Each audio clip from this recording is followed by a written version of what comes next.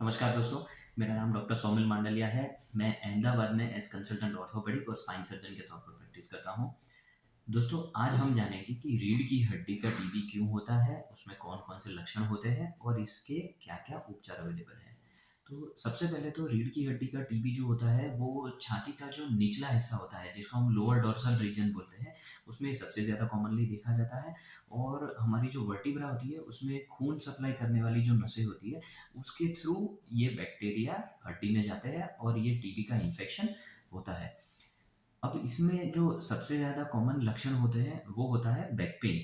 मरीज़ हमें बताते हैं कि उनको बैक पेन शुरू हुआ है और ख़ास करके रात को ज़्यादा दर्द होता है। रात को वो बोलते हैं कि हम जैसे ही लेटते हैं तो दर्द बढ़ जाता है, या फिर हम करवट लेते हैं बिस्तर पे, तो उसमें हमें ज़्यादा दर्द होता है। साथ-साथ में टीबी के जो कॉमन सिम्पटम्स होते हैं, जैसे कि भूख ना लगना, या फिर वज़न कम होना, या फिर शाम के टाइम पे बुखार ज़्यादा आना। तो ये सब कॉमन सिम्पटम्स हमने देखे हुए हैं। इसके बाद में जैसे-जैसे अगर टीबी आगे बढ़ता है, या फिर उसकी ट्रीटमेंट नहीं की जाती, या एडवांस स्टेज में होता है, तो फिर टीबी में जो पस होता है, वो पस इकट्ठा हो जाता है। पस इकट्ठा होने के बाद में नस के ऊपर दबाव बढ़ सकता है। तो नस के ऊपर दबाव बढ़ने से जो भी सिम्पटम्स होते हैं, वो मरीज़ को शुरू हो जाते हैं। जैसे ही नस के ऊपर अगर टीबी के पस के कारण दबाव बढ़ रहा है, तो पैर में दर्द हो सकता है। पूरे पैर में जो साइटिका जैसा दर्द बोलते हैं, जिसमें नस खींचती है, वो दर्द हो सकता है। मरीज़ को हो सकता है कि 10-15 कदम चलने के बाद दोनों पैर भारी हो जाए, ऐसे सिम्पटम्स हो सकते हैं। या फिर चलने पर दर्द बहुत ही बढ़ सके। कई बार ऐसा होता है एडवांस स्टेज में कि संडास पेशाब की जो नसें हैं, अगर वो इन्वॉल्व हो जाए, तो मरीज़ को संडास पेशाब की कार्यों में भी दिक्कत हो सकती है। इसके बाद में लकवे की स्थिति हो सकती है, जिसमें दोनों पैर में कमज़ोरी आ जाती है, या फिर दोनों पैर काम करना बंद हो सकते हैं। कई बार ऐसा होता है कि टीबी में अगर वर्टिब्रा जो है, जो हड्डी इन्वॉल्व है, वो पूरी डिस्ट्रॉय हो जाती है।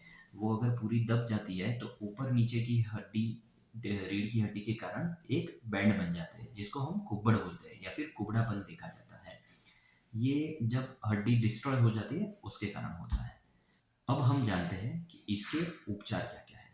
तो दोस्तों, सबसे महत्वपूर्ण बात टीबी में ये है कि इसको एज़ सून एज़ पॉसिबल, जल्दी से जल्दी इसको डायग्नोज़ किया जाए और इसकी दवाई शुरू की जा सके।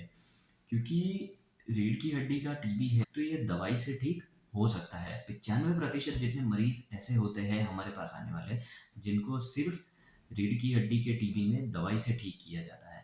अब इसको डायग्नोज़ कैसे किया जाता है? सबसे पहले तो हम ईएसआर, सीआरपी जैसे कॉमन जो इन्वेस्टिगेशंस होते हैं, ब्लड इन्वेस्टिगेशन, खून की जाँच, वो कराते हैं, और इसके साथ में सीटी स्कैन और एमआरआई कराते हैं।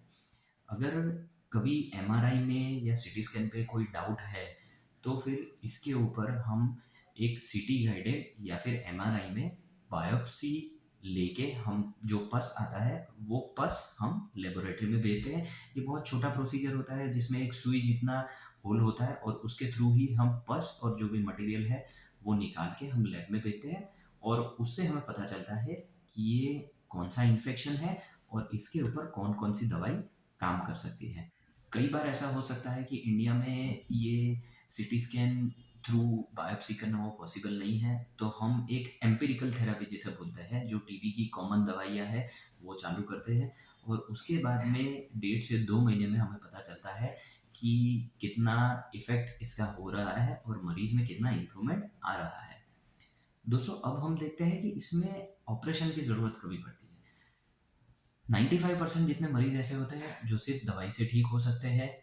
अब ऑपरेशन की ज़रूरत तभी ही पड़ती है, जिसमें हमने दवाई शुरू की और इसके 1 डेढ़ महीने बाद भी बहुत सीवियर पेन रह रहा है, या फिर पहले इनको मरीज़ को कमर का दर्द था और उसके बाद में पैरों में भी दर्द शुरू हो गया, या फिर पैरों में वीकनेस आनी शुरू हो गई, या लकवा होने लगा, तो फिर हमें अर्जेंट सर्जरी की ज़रूरत पड़ सकती है।